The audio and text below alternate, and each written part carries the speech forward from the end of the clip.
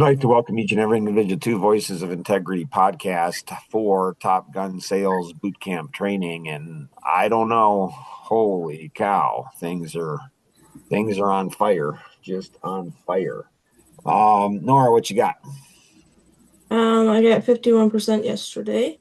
You go, girl. So do you know what the Army casualty principle is? I want to say yes, but I can't think of it right now. So in the military and the Army, if somebody dies on the battlefield, they research that death extensively. I mean, that doesn't do a bit of good for the person who died. Why do they do it? For everybody else. Everybody else. Are you guys all familiar with the $155,000 an hour story? The good news, bad news, great news story? Yeah. So that happened, I don't know, 20 years ago, and I'm still researching. How did that happen? How did I put those back to back, the 2 minutes back to back to back? I mean, when you look at 5 Action Vision sales in a day, that would do it. I mean, that absolutely blow to smithereens. That could be, if you look at second generation sales, third, you could go ahead and have, it could be, my record is now 151.55 million an hour. Like, really? And so I think a lot of times people, and you have an advantage over other people if you can go ahead and discipline your analytic. So you had 51%. It's like, how do I get that every day? What did I do yesterday to do that? How did I do that? Like, what? See, it wasn't yesterday that did that yesterday. It was the days following up to yesterday. That's leading up to this here. Like, when you look at time, the perspective on time, like, you think of it is right moment in time. This moment in time right here is yesterday's future and tomorrow's past. And so how do we remember? How do we have memories from the past that help to build a better today and lead to even a better tomorrow? Like, how do we connect all of these dots together? And so, fascinating. So congratulations. So we, like that, it's like we do spectacular things and we don't recognize it.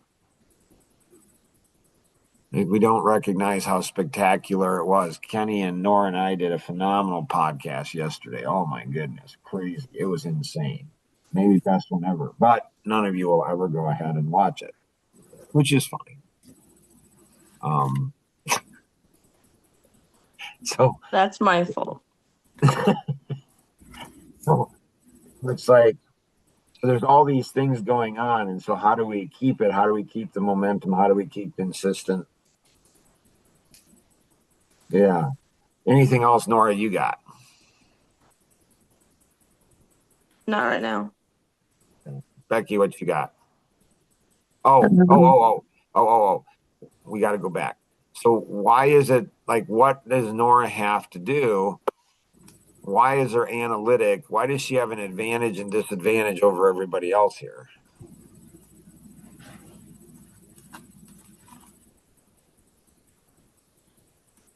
So the advantage she has is she has deep, deep analytics. So she can see stuff that other people cannot see. That's the advantage. What's the disadvantage? It gets in my way. She can't see the big picture because there's so many details. Most of those details honestly don't matter. They just don't.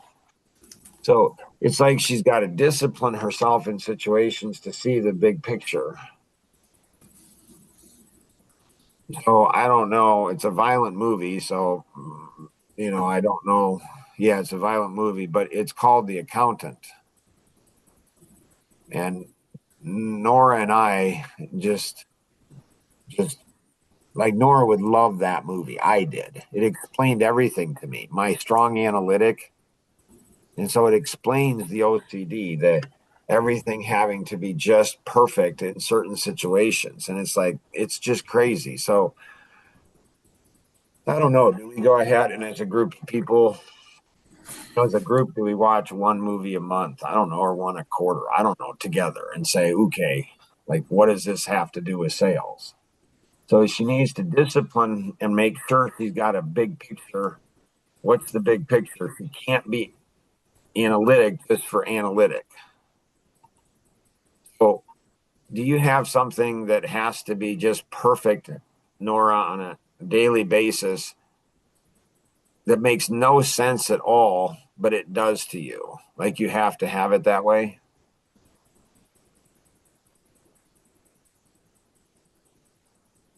Yeah, probably. Okay, so she's not sure. Here's my perfect thing. Like, and the women around me mock me. It's okay. So, like, if I go out to eat and I all have waffles or pancakes, the butter has to be put on immediately so it melts. I mean, it has to be. It messes up the whole thing. My toast in the morning, like, like I didn't want Rosanna making my toast. She's like, well, why not? Because it has to be buttered a certain way, and it's got to be as soon as it comes out. It has to be a certain way. That's my little OCD thing. It's like this is so there's like we want to control something in our life. Like we want analytics, especially. It's like I want to feel like I have control. So much of life is out of control. But we can't lose track of the big picture. We can't allow, and each one of the four personalities has certain types of things that are like that are like kind of weird, but they actually serve a purpose. And that's what I learned in The Accountant.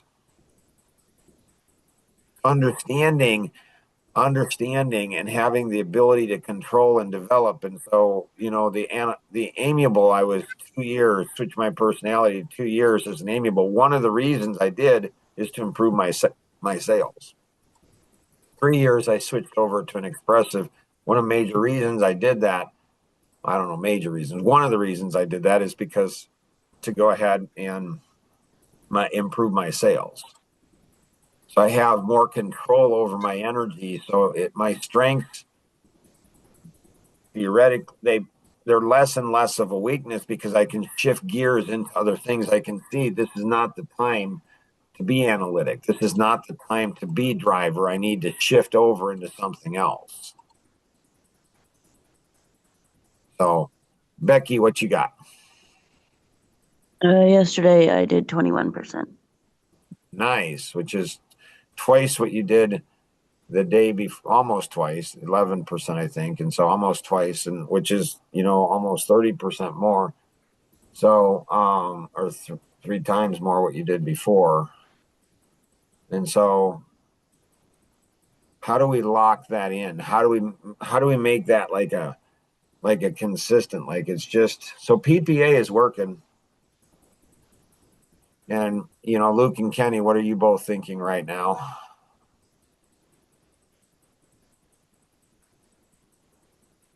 What should they be thinking right now? How to use PPA for us. Yeah.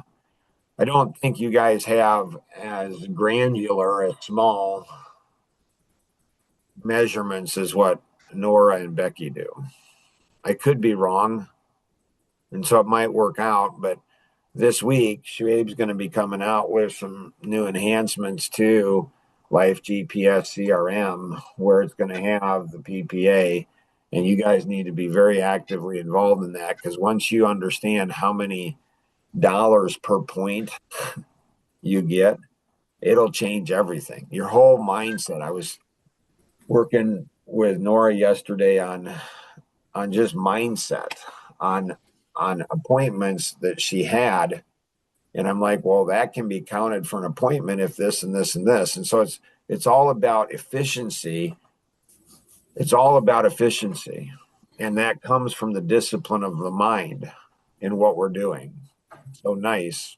Anything else, Becky, you got? No. Luke, what you got? Yesterday I did 33%. Nice. And like Nora said, I closed the sale yesterday because of the work I did before yesterday. Right. Like, even though I closed the sale yesterday, how do I always prepare for it or do work so I can close the sale tomorrow? Well, you're always thinking what I did and who am I coming up, and so it's setting it up. It's like, how do you like? Have you billiards or pool? Do you play that at all? I played pool. Yeah. So, well, you can hit a ball in a pocket, you know, 10 different ways, right? Mm-hmm. This is called the billiard principle. Billiards are like the English word for pool. So it's you're always setting up for the next shot. So I can get that ball in that pocket. I can get that ball in that pocket if I hit it this way.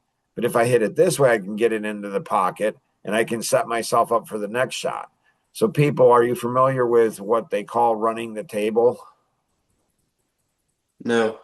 So running the table in pool, in billiards, is running the table is when you go ahead and you don't even give your opponent a shot to play. They can't even play. Like, you break and you put all your balls in the pocket. Your opponent doesn't even get a shot because everything. So there's billiard players out there that are that good that they can run Look at that.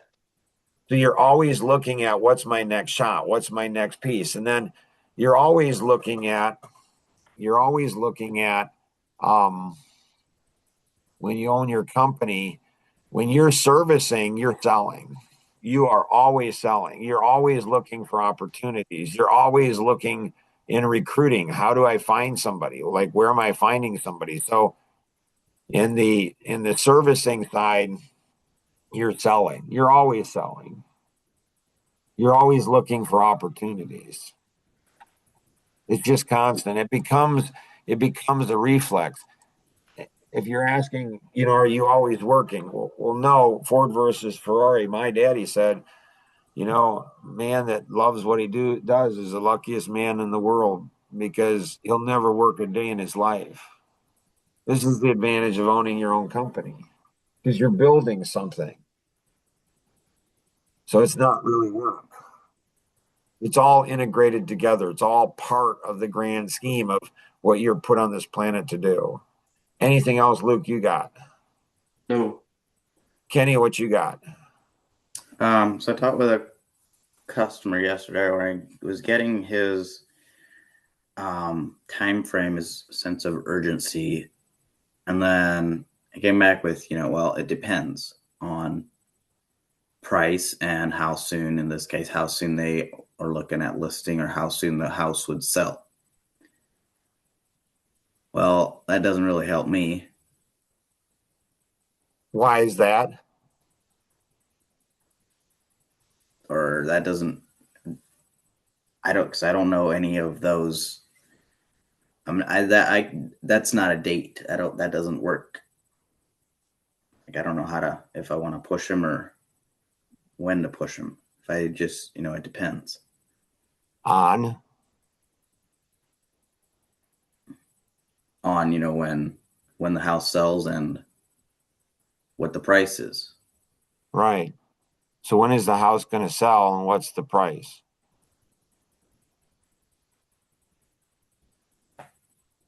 I don't know when the house is going to sell. He hasn't even listed it. He's planning on listing it in March. So does he have an agent? Yes, he's got an agent, and the price is $11,000. So, so you look at factors, and that's where, the Wall Street Journal is now like, I don't know, $900 a year. It's like, wow. But boy, do I get the value out of it. Wow. And so it gives me exposure in all different industries. Personally, I think, real estate still may be overpriced by 10 to 20%. If that's the case, if I'm right, which I don't know if I'm right, but if I am right that it's overpriced, what do you want to do? So When? fast. Yeah. So again, I'm not saying I'm right. I'm just saying based on what I see, it seems to me that, I mean, it makes no sense. It went up in the pandemic by 40%. Now, governments, they don't have any interest in the people that are, most people, they don't, the governments love when the price is up. So this is where having a global perspective, this is where the driver personality has an advantage because he or she are always looking at the global big picture. And so Lance Thomas, he's the realtor, big selling agent, very successful agent. He's the one that introduced me to Tom Kuntz. He doesn't know Tom personally. He just met him once, shook his hand once, but that was good enough for me, and I got in. Sometime you guys ought to ask that, like on key account selling, getting connected with high level people. That would be a great story. And then Alvin Miller too. How did I get connected to him? And because those are key people. Anyways, so Lance, he went ahead and said that he had 2 files for selling. So he was a realtor, 2 files for selling. Every article that was positive, he put in one folder about, buying, real estate, and everything negative, he put in another folder, for real estate. And who did he give the positive, stories to? To the people that were thinking of buying. And the ones that were negative, who did he give those stories to?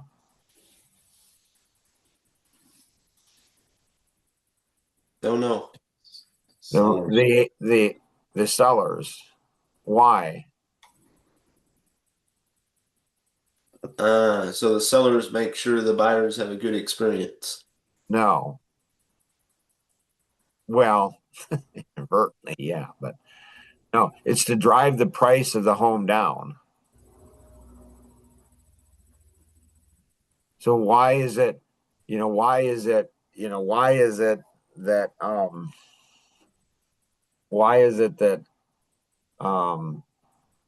you want the listing agent wants to drive the price of the house down? So it's more likely to sell. Yeah, it's going to sell faster. It just will.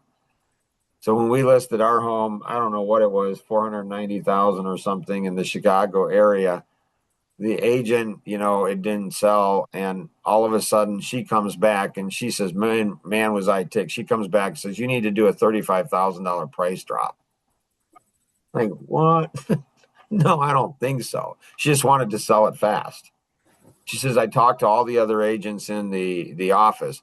It's like, you listed it 2 months ago. So the longer they hold on to the property, the longer they are costing after through marketing and other types of things. So they want to sell it fast, and they know drop the price. Am I saying it's ethical? I'm not. Am I saying it's not? I'm not. I'm just saying it's interesting, right? And so you understand these are pressure points. And so this is a an agent's dream. Like if you're selling homes, now is the time to sell, and you want to sell as quick as possible. And if you lower the price, you might make a lot more money by lowering the price. What? Well, it makes sense. So you look for the different factors, like a chiropractor. They know how to go ahead. It's fascinating when people ask my wife, what does your husband do for a living? And sometimes she'll say, I think he's a mental chiropractor. So the chiropractor knows your body, and if they push here and do this, it gets it into alignment. And so in selling, that's what you're doing. And that's why ethical selling is so important, is understanding, is this best for the customer? So if I'm right, it is best for the customer, but I understand what I'm doing. And so how far do you take that? How far can you take that? I don't know. If we believe we can, Henry Ford said, if you believe a thing to be true or believe it not to be true, either way, you're right. Interesting, right? I don't know if that helped Kenny or not so much.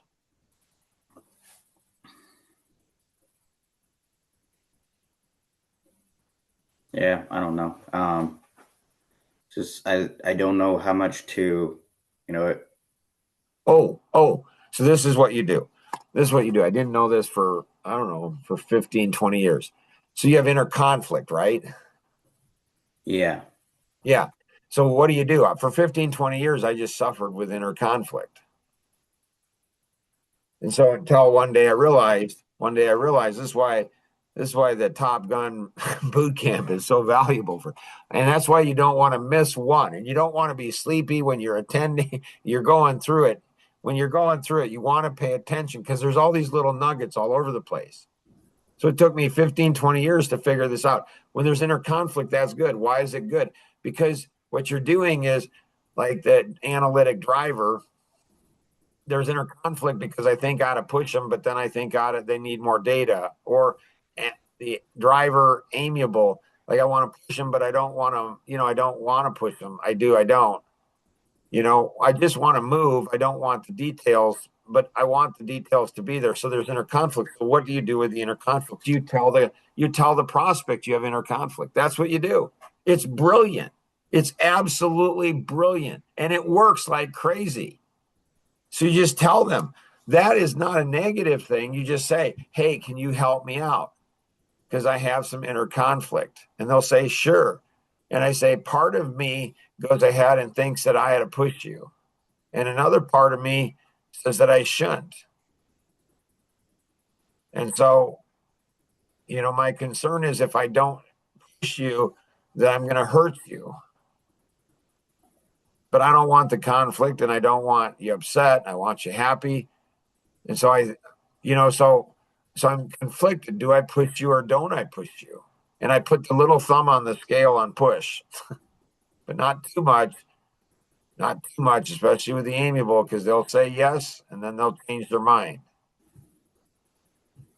And so what you do is you reveal your position to the prospect, to the customer, and say, this is what I'm struggling with.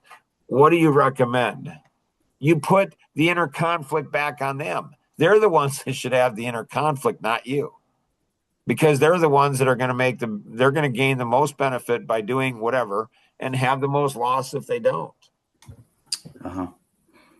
So the fear of the amiable is there's going to be conflict. That's what you utilize as leverage. Again, this is ethical. You don't do this for your benefit as a salesperson or a business owner. You do this for the benefit of, the customer.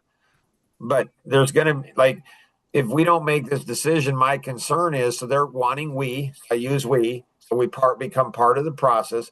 So if we don't go ahead and, make this decision, my concern is there's going to be conflict with your husband, your wife, your family members, other people. So you use that. So we, and then conflict. The analytic, the next higher frequency, my concern, and you talk slower when you're selling. You talk slower, you go, my concern is that, because if you talk fast, they won't trust you because they've got a spouse that talks fast because we're attracted to opposite. So they got a spouse who talks fast and you don't want to be connected to the spouse because there's a lot of trauma there. So you go and talk slow to the analytic and say, and you're thinking of just the right words. Even if you know the words, you still go ahead and slow down and say, my concern is that if we don't move, we're making the wrong decision. And what's really frightening about it, and my whole body language, everything, it's all, you get people to like you in sales and then you get them to fall in love with you. And so then you go, so my concern